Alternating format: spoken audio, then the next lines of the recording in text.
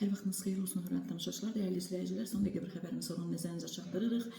700 min nəfərin maaşında artım olacaq. Bununla bağlı bu şad xəbəri millət vəkili Vüqar Bayramov verib.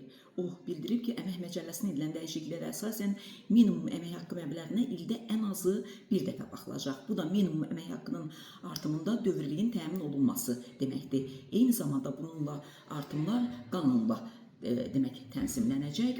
Vüqar Bayramovun sözlərinə görə minimum əmək haqqındakı artım sadəcə aşağı maaş alanların deyil, eləcə də vahid tarif cədvəlinin bütün pillələri üzrə artımları təmin edir. Belə ki, dövlət büdcəsindən maliyyələşdirilən sahələrdə çalışan işçilərin aylıq tarif maaşları minimum əmək haqqı artırılandan bir ay müddətində yeni məbləğdə uyğunlaşdırılaraq artırılır. Bura sosial, elm, mədəniyyət, gənclər və idman, kənd təsərrüfatı, ekologiya və ətraf mühitin mühafizəsi, mənzil, kommunal, nəqliyyat və rabitə, meliorasiya, su təsərrüfatı və balıq artırma sahələrində çalışan dövlət qulluqçusu statusu olmayan işçilərin vəzifə maaşları daxildir deyə Vüqar Bayramov bildirib. Vüqar Bayramov artımın nə zaman baş verəcəyinə demək sualını da cavablandırıb, bildirib ki, məcəlləyə olan dəyişikliklər cənab prezident tərəfindən 23 fevral 2026-cı il tarixində təsdiq edilib. Həmin dəyişikliklərin təsdiqindən sonra minimum əmək haqqı məbləğində ildə ən azı bir dəfə baxılmalıdır. Bu da o deməkdir, dəyişikliyin təsdiq edildiyi tarixdən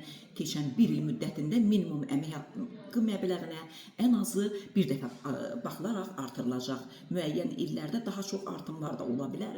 Xüsusən nəzərə almaq lazımdır ki, minimum əmək haqqındakı növbəti artımdan sonra proses daha da mütəmadiləşəcək. Çünki qanunvericilik minimum əmək haqqının ildə ən azı bir dəfə artırılmasını nəzərdə tutur deyə millət vəkili bildirib.